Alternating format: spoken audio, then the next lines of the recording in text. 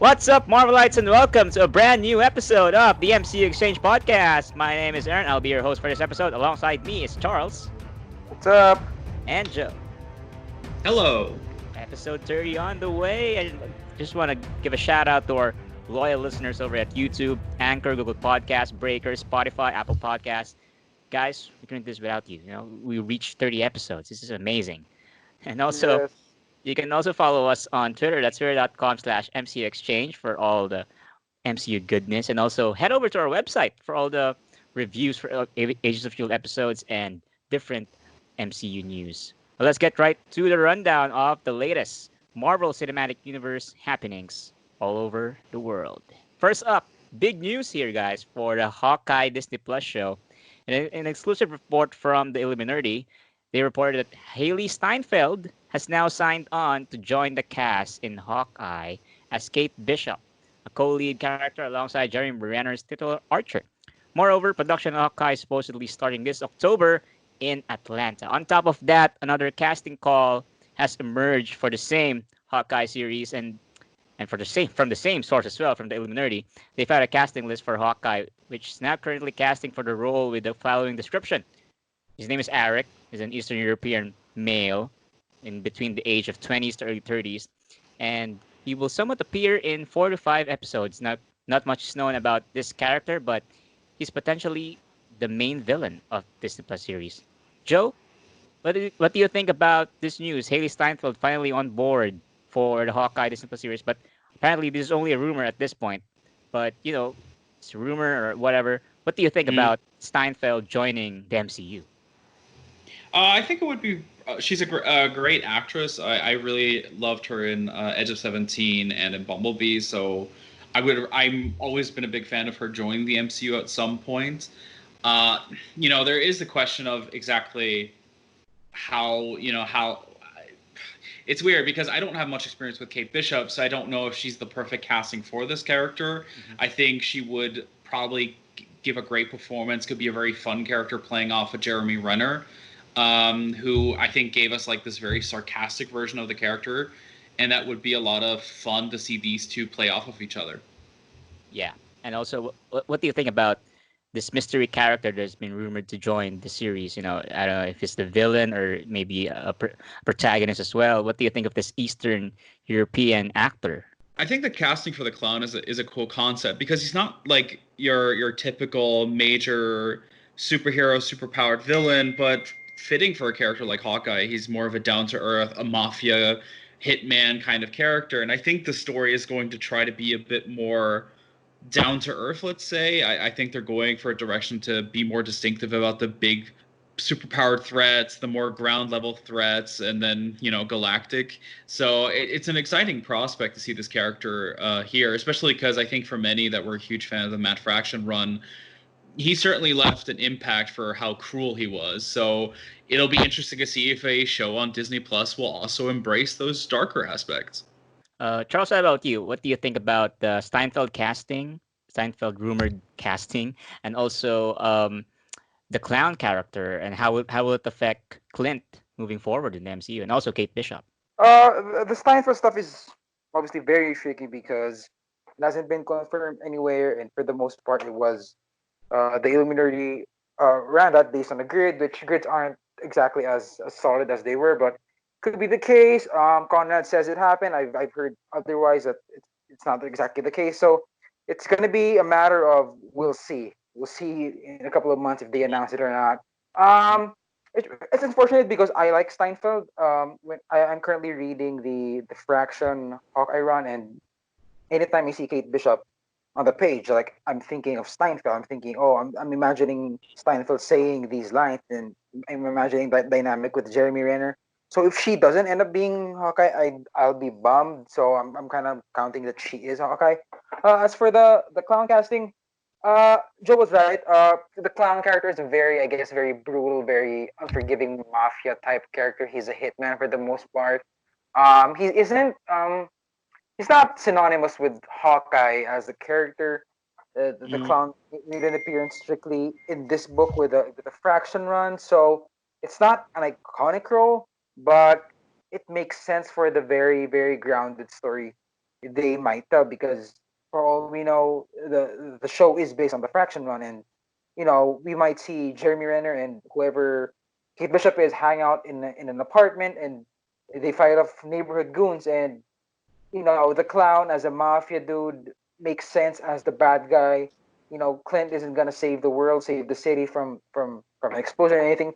He just has to save his building. So a character like Mm. the clown makes sense, and I can't wait how they approach this sort of crime um, aspect of the MCU, because it, the films haven't necessarily touched on the ground level of Mm. society with the local crimes and whatnot. So I am excited that they might go this route with the clown. I just realized something. I think there's also the rumor that his Hawkeye's brother's in it, and Yeah, they Yeah, quick both shot. have ties to the circus. So what if they just use this circus-themed character and connect them to that character? So they kind of just combine that. So he's still the a hitman, but that leads him back to his own brother. Yeah. Could yeah, be a more personal story. yeah. And also, we reported back then in the exchange that the tracksuit mafia is appearing in some way. Is this related to Mm. the clown or Yeah, a different? Yep. the clown is their number one hitman. That's the Oh, person they hire to I guess destroy whatever Clint is up to. whatever the case, guys. Hopefully we'll soon hear official announcement and casting additions, also character additions for this show. Because this is one of the most anticipated MCU show because it will dive deep into Clint Barton's history. Moving on to the next news, we have Captain Marvel 2 news and sort of Miss Marvel in the mix. Okay. According to the direct, Miss Marvel will appear in the sequel to Captain Marvel, which is set to be released on July 8, 2022. It is said that her appearance will be a supporting role, and the Captain Marvel sequel will also include many important MCU characters, with the film being described as a mini Avengers film, much like Captain America Civil War. Charles, Mm. what do you think of this? I know it makes sense in a way that Miss Marvel is appearing and Captain Marvel too, but the other Avengers appearing as well, do you think that they will lean towards Secret Invasion, or do you think that another Civil War is in the works in some form? Well, Mm. I hope it's a secret invasion kind of thing. Um, we've been hearing this for quite some time now, that the movie is going to be like a big phase 4, phase 5, whatever event Yeah. that's gonna result in a lot of superhero appearances. Secret Invasion seems like the perfect vehicle for such a team up. I'm glad the heroes are not fighting each other for this like Civil War. I'm glad they're fighting a bigger threat. I am curious how they're gonna sort of juggle it. We've also heard in the past couple of months that Disney Plus is eyeing to do some like a sword series that might tie into this, and a Yeah. Secret Mm. Invasion series that again ties into this. So, uh, with this in mind, it's looking likely that this will be the first MCU event that will require some TV viewing. All these threads are going to connect in big ways, and having Kamala Khan makes sense over there. Having maybe Spider Man, maybe Doctor Strange and whatnot makes sense, because the Secret Invasion is a massive Marvel wide story. So if they do a Secret Invasion with just Carol and no one else, that would be weird. Yeah. Super Mm. weird.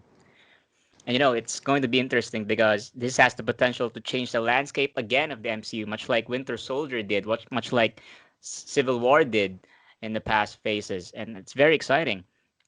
Joe, what about you? Are you concerned that Captain Marvel sequel, because back in the past, Captain America 3 features a lot of Avengers because of the Civil War, and now right off the bat, the next movie after the first debut film of Captain Marvel, they will feature a plethora of many characters. Are you concerned with that massive scope of characters in this upcoming film, or are you okay with that because you trust Marvel Studios because they know what they're doing? I want to know who's going to be directing it. I think that'll play a key role in how well they can balance these characters, because, like, the Russo brothers had an experience with an ensemble cast. Yes, it was on TV, but there was an experience there, and they built it up to that moment. Captain Marvel is such. The thing with Captain Marvel is I think she faces similar issues that Superman does, is that her as a character, being as overpowered as she is, what kind of story can you tell? You know, you can't really have anyone defeat her. That's why I think in the first film they went for the storyline of she hasn't uncovered her full potential yet, Yeah. as a segue to say, oh, you know, she's not as powerful yet, but she will be. And then for the climax, and now she technically is extremely powerful. I mean, she literally headbutted Thanos. What do you do with that character? And I think the secret invasion aspect is a smart idea because, first of all, it connects her back to Earth with the scrolls. And the question will be is how will, like, we know that scrolls, or the scrolls we've met, are good. So are we going to meet an entire evil faction of them? How will that interlink? Well, maybe the secret invasion is the Kree coming back to kind of point the fingers and make the scroll look bad. So we don't know how that's going to be. Yeah. But I think challenging Captain Marvel on a more emotional level rather than a physical one is a smart idea. And with the supporting cast, it can kind of round out her character because we got her in the 90s, so she has a connection with Nick Fury. She had a little bit of, you know, screen time in Endgame, but not much to really get a feeling of how does she interact with everyone. And I think it would be to, instead of her, like, I think a big problem is that she is a bit snarky as a character. So, you know, and she's super powered too. So who's going to put her down? So seeing how people work together, maybe it's going to be a story of her like working alone, wanting to work alone, to learn to work with a team, to kind of also ease her into working for the Avengers as an official member on Earth. There's a lot of potential here, and I think with the tie-ins, they can also round out the story very effectively. But I really want to know who are they going to get to direct this film, because it's not easy to balance that. I mean, it's still a miracle that Endgame and Infinity War had the cast that they did. Yeah, and there's also a possibility because there are many Avengers involved in this, and we don't know yet when Avengers 5 will premiere. But there's also a possibility that they can shoot back to back like they did with Infinity War and Endgame because they have that amount of characters. Why not take advantage of it in a way? I even wonder if we're going to get an Avengers film as we know it, because to be honest, I feels like they're going for the Young Avengers concept. So they're going to introduce new teams like New Avengers, Young Avengers, and have these big like team up storylines be part of the existing franchises, Yeah, because just to they follow. tested it out with Civil War. Yeah, and it's a massive success. Just to follow up, Charles, I just want to ask you something because Kamala Khan is here, and back in Civil War, Tony Stark and Peter Parker has that mentorship dynamic. Do you think that Kamala Khan and Captain Marvel will have that similar type of dynamic here in Captain Marvel or Captain Marvel 2? Well, it'd be such a missed opportunity if they don't. Um, Yeah. Imagine Mm. having finally these two characters intersect in a movie, and you don't even make them meet, even though one has the other's name as a tribute, as a way of respect. So there, I mean, I think it's even gonna be more um endearing than Tony and Peter, Mm. because Hmm. Carol isn't as she's not as she's snarky, but she's not snarky as Iron Man. Like when Peter gives him a hug in the car, Tony makes a joke out of it and makes it weird and don't hug me. But Yeah. I'm pretty sure Carol Danvers is gonna be more warm, more loving towards Kamala, so it's gonna be a lot sweeter. I could see this Mm. being, like I said, a lot more endearing and more charming than simply Tony and Peter. Yeah. Yeah.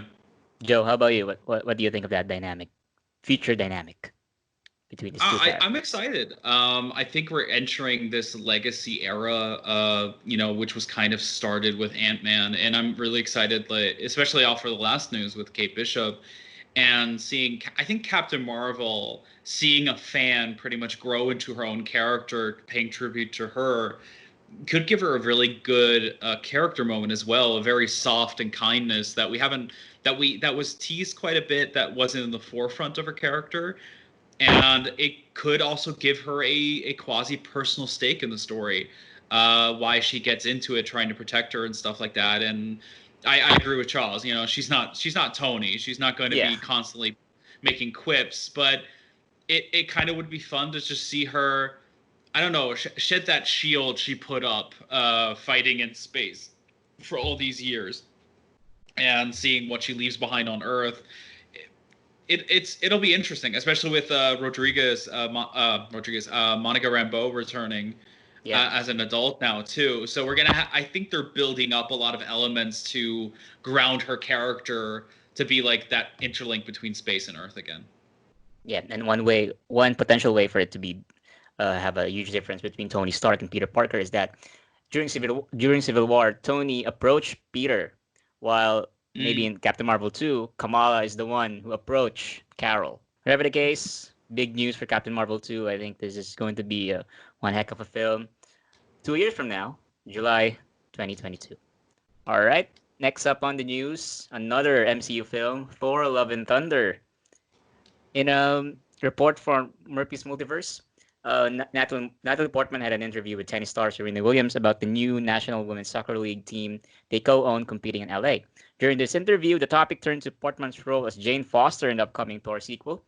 While filming hasn't started on Thor: Love and Thunder, Portman said that it gives her more time to get Jack and get that. She emphasized how much she'll be getting in shape, mentioning that she has got the carbo loading down but not the like exercise. But the very news for this is that shooting for Thor: Love and Thunder will begin next year in Australia at the beginning of next year. So this is very exciting because Thor: Love and Thunder is about to premiere in 2022. Joe, what do you think? Jane Foster returning and all the storylines, and Taika Waititi teasing that the script is going to be bonkers crazy. What are your expectations for Thor: Love and Thunder? I don't. It's probably gonna be a very high flying concept. I want to see him build on what he already established with Ragnarok. There's so much he can do, and Taika Waititi, his humor and everything, left quite an imprint on the character, and I hope to continue this. And I'm very curious about, how a lot of these different storylines are potentially going to interlink, because we have Jane Foster, we have Thor, we have whoever Christian Bale is playing, we have. Then also, thank you, Valkyrie. Yeah.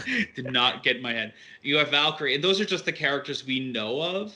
And there's probably thousands of rumors right now about which direction could it go. There was the joke line where he said it's going to have romance in it. It'll be really interesting. I'm really curious where they're going, and it's an exciting prospect. I think this is something that a lot of people just assumed was not going to happen. The end of Endgame, there's nothing to look forward to. But now it feels like Marvel, with every year, especially since they, from a business standpoint, are now under Disney directly rather than under Marvel through Ike Perlmutter, they're really embracing the craziness, the zaniness of the comics, and are making use of that. And I think Thor: Love and Thunder will be hopefully a huge testament to this creative freedom that they're trying to live right now. And also to evolve the Thor character in more ways than one again. Yeah. Yeah. Charles, how about you? What are your expectations, with production coming soon for Thor: Love and Thunder? What are your expectations for this much anticipated sequel? Well, I can only say one thing to them making such a prediction that they're gonna be able to film in 2021 January. Good luck. I mean, with all the shit that's happening. I hope you get to see that they. I mean, aren't they? Did they resume filming for Shang-Chi? I've seen some IG posts from the actors that they're back in Australia. Yeah. So getting tested. Yeah, getting tested. So kudos to them. It looks like everything's at least gonna be back to normal there. But yeah, as always, you know how things can go. This thing can shift in a week. Something can happen in a week, and then that January 2021 date could fucking go away. So, I mean, that's all I can say about Portman making this prediction. Good luck. Yeah, that's it for me. Yep. Whatever the case, production delays are like becoming the new normal for Hollywood right now. So, but Portman is very optimistic about that shooting date, and I think that they will look at the progress of Shang-Chi first before they even start filming next year, and they will assess the troubles, the problems, and the health protocols that were implemented in that Shang-Chi film, and who knows what that might be. Next up on the news, another MCU news, guys. So many MCU movie news here. For Spider-Man 3, as expected, as reported by Deadline, it was reported that Tony Revolori would now be represented by WME. But on top of that, he will be returning for the third installment of the Spider-Man franchise in the MCU. Well, this is expected. Yes, of course, Mm. because so many lingering storylines surrounding Flash Thompson during Far From Home. That being neglected by parents, troubled home concept. Joe, who do you think will, aside from Flash, do you think that other characters will return, like side characters, Peter's classmates? Because as we all know, Peter's on the run currently, right? So Yeah. who do you think will has the high chance of returning aside from Flash and Aunt May, MJ, maybe Betty? Definitely Ned.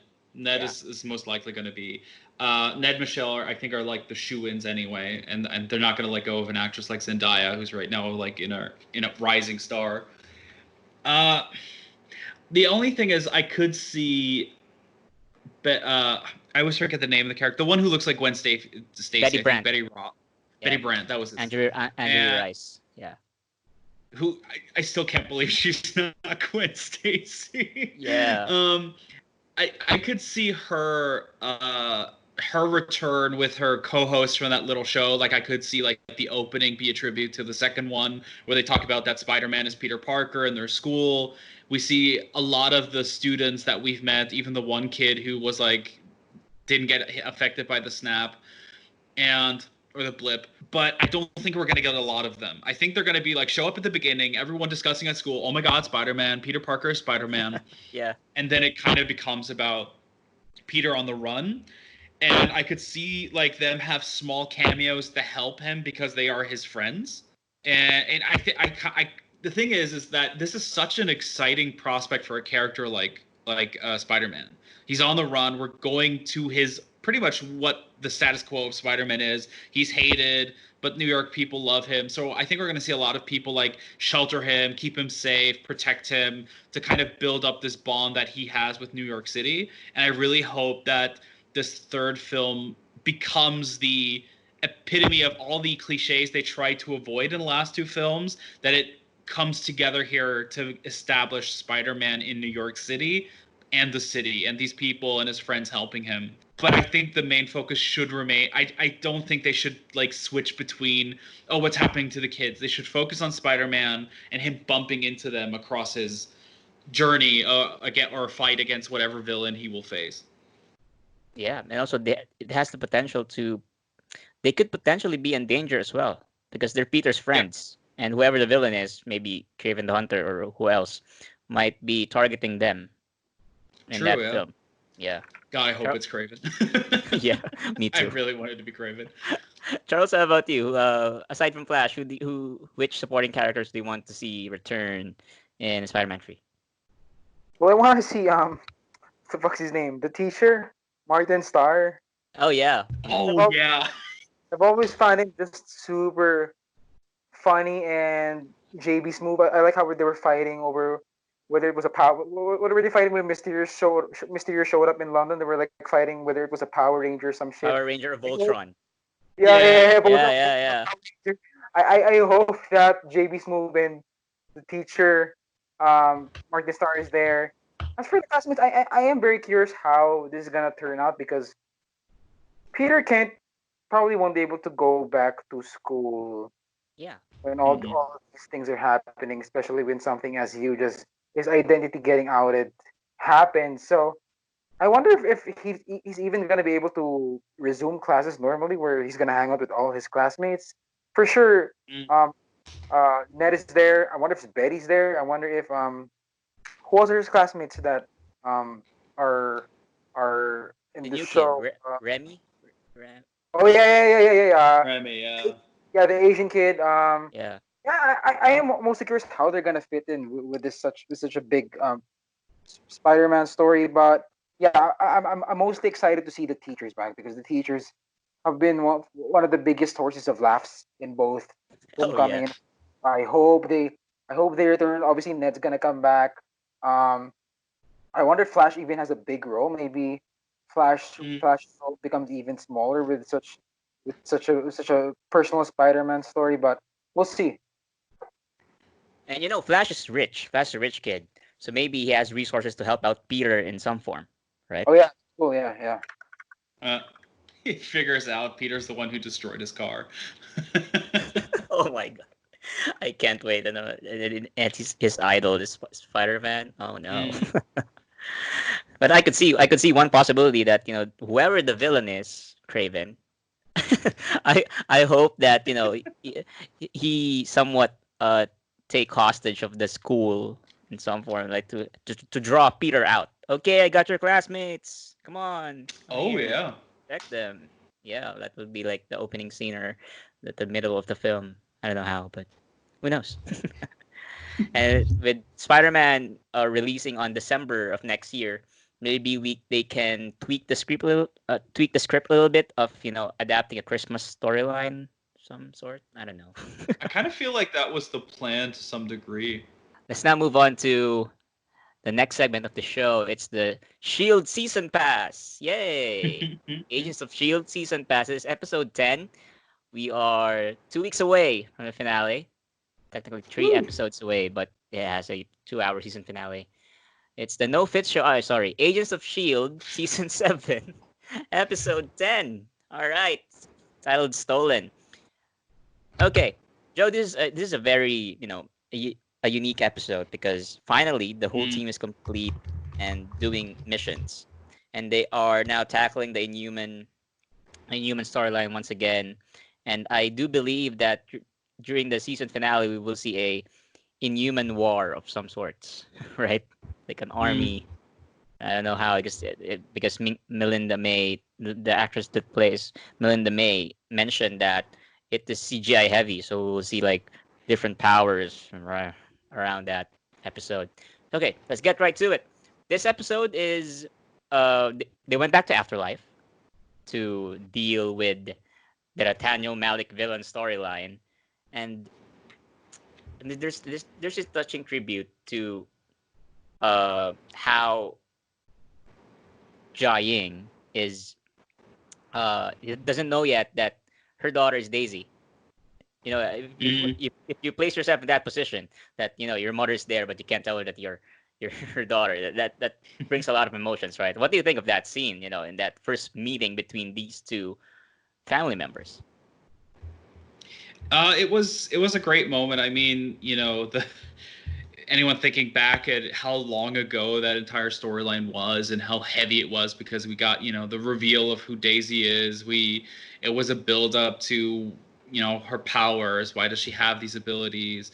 And what happened to Jia Ying, and it was a great and very heartfelt storyline at the time. And just seeing them meet again, but this is a different person who pretty much has a daughter who a sister Daisy never knew about. It was a very heartfelt scene, and I like that they took the time to just give them a moment, and I think that was a fantastic choice. Yeah, and it's very heartbreaking. We just move into the spoiled territory here because once Jia Ying found out that Daisy is her daughter, Nathaniel Malik killed her. Mm. That's really heartbreaking. And we also see how Quake's power is now back to normal. Like because in the past few episodes, because her power is wonky because Nathaniel Malik Yeah. obtained it in a way. Then now we're seeing it in full extent. Wow, she almost destroyed the lighthouse. My God, right? She could have.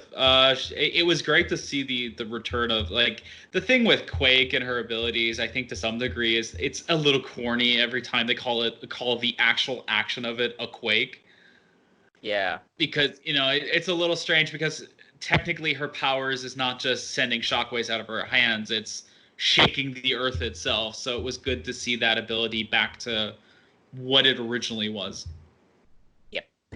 And moving on to the very very touching tribute of this episode to uh, actor Bill Paxton's because the character that he portrayed during season 1 Mm. is back in the form of his son John Paxton, right?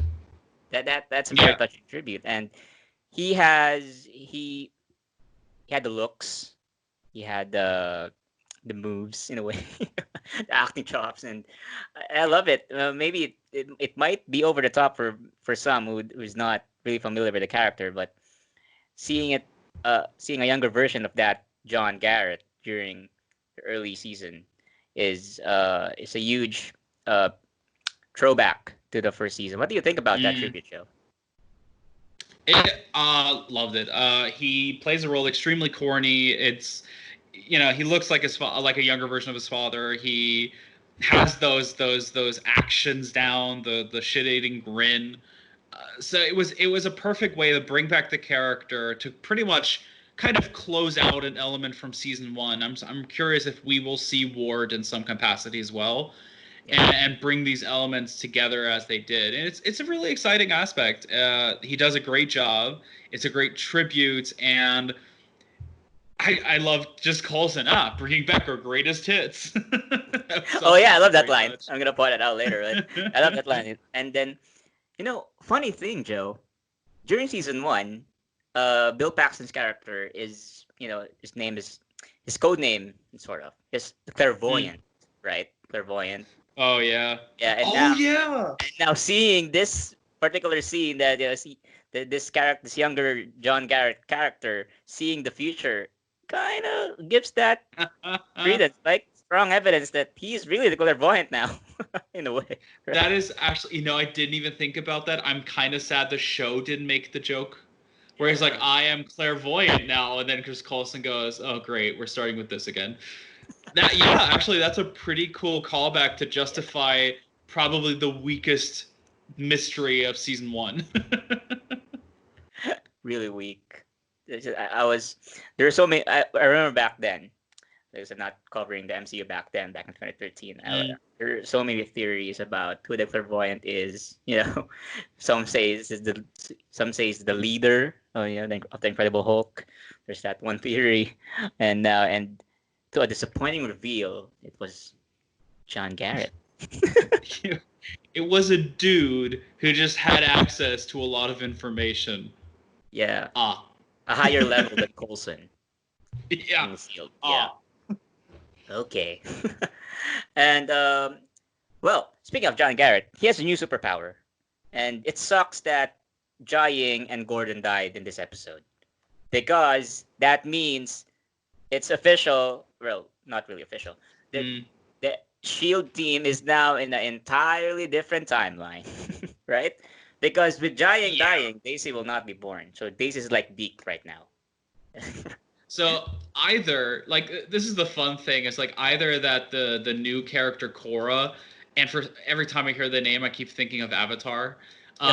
She's just the new Quake in this timeline or something. Or Sunflare, I don't know what they're gonna call her, but it's such a strange. I don't like Gordon dying was a huge moment. I like the kindness that we see from Coulson, just that short, him holding him. But at the same time, it's like Jai Ying pretty much survived so many things at this point. Yeah. Is she really dead? I don't think she is. I don't know why she literally gets chopped up into pieces and thrown out the window. So why would breaking her neck literally kill her at this time? It's a weird thing. And I'm curious. I mean, the timeline's fucked anyway. Like, it was fucked back and forth throughout the entire season. So it doesn't really matter. Yeah, I love those Sousa's just like, does it really matter at this point? I'm like, yeah, actually, it doesn't. I can recall, how did Jia Ying die in season 2? I think Daisy snapped her spine, right? Yeah, she used her powers before. I think she almost died, and she used her powers and then cracked the back. So pretty much she just collapsed. We never got she was technically dead because she also, her abilities, I think she overused them to some extent. What's unique about this episode is that in the past few episodes we have character relationships being explored. Deke and Mac, May and Yo-Yo, Coulson and Daisy, and now in this episode we explore the whole team now. Yeah. And Deke just doing whatever Deke does. Yeah, Deke is there listening to music, not really. Well, he will be in the reunion though. Also, the Deke Squad made another appearance. Oh yeah, have that connection that they're in the SHIELD Academy now. And speaking of that, during the promo of I think episode 2, episode 3, we saw the Triskelion blowing up, and we haven't Yeah. seen that yet. But now they have that throwaway line about the Triskelion, which is not built yet during that time. I think we're going to see that either in the season finale or next week, because we see that you already saw in the next promo of the episode 11 that there are multiple ships now arriving in space through some vortex or something. And I have a pretty good reason to believe that Fitz is in there. I don't know. I don't trust I don't know, the show anymore. I don't know why. Because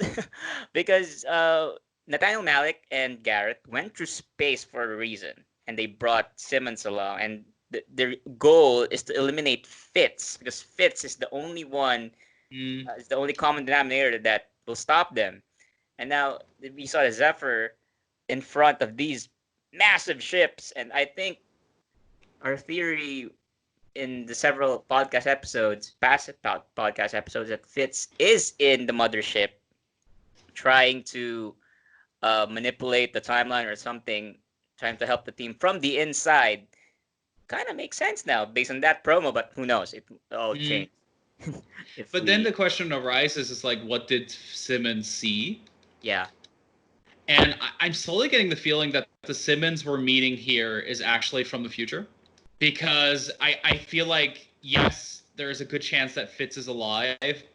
But, like, there's so many elements that just don't make much sense at this point in the story. And I feel like that she might actually be the version that went through this journey already, but had to forget, but keep the memories of how the technology worked. Very interesting. Yeah, I can see that. And I have a feeling it's going to end badly. Yeah, it's going to end badly for Fitz or the team. I don't know, because, we haven't seen him. And at this point, I don't even care anymore. It has to be the biggest twist ever, or else this is if you're gonna show him, just show him. And I'm safe bet right now, Joe. Right? It's a safe bet that next week we'll see Fitz, right, in some form. Yeah, that would be my guess as well. If he, like, I started to go crazy with theories like, okay, maybe he's a brain that's inside that time thing. It's just he's always been with them the entire time. He's like an AI right now. Or something. It's so weird. It's like he's one of the most biggest characters in this franchise, and like his relationship with Simmons defined for most people this season, but he's nowhere to be seen. And Joe, what if Fitz is the time drive? Yeah, that wouldn't surprise me at this point. Seriously. Yeah. Whatever the case, I hope that it will all be addressed in the next episode, and can't wait. 2 more weeks. It'll be fun. It's a bittersweet feeling for me because I've been following the show ever since 2013. And I hope it lives up to the billing of the season finale being a satisfying ending based on Chloe Bennett's remarks. I love Agents of S.H.I.E.L.D. and I'm kind of sad, because it's going to end in 2 weeks' time. But I really hope it lives up to the hype. And I can't wait to see something surprise me, but not with a Fitz appearance. I know he's gonna appear, but surprise me in another way. All right, next, and that's about it. That's wrapped up. Let's wrap it up on episode 30 of the MCUExchange podcast. Please do follow me on Twitter. That's twitter.com/AaronChino. That's AeronChino. That's you can tweet to me all your actions and comments about this episode or the past episodes. You can also follow Joe on Twitter. You can find me at thatabel, THATABERL. You can also follow Charles on Twitter. You can follow me on Twitter at CFS Villanueva. Awesome. And also follow MCUExchange on Twitter. That's twitter.com/MCUExchange. One last shout out to our listeners over at Spotify, YouTube, Anchor, Google Podcast, Breaker, and Apple Podcast. Thank you so much. 30 episodes, and we're just getting started. Yay! Everyone stay safe. See you next time. Bye. Till next time. Bye.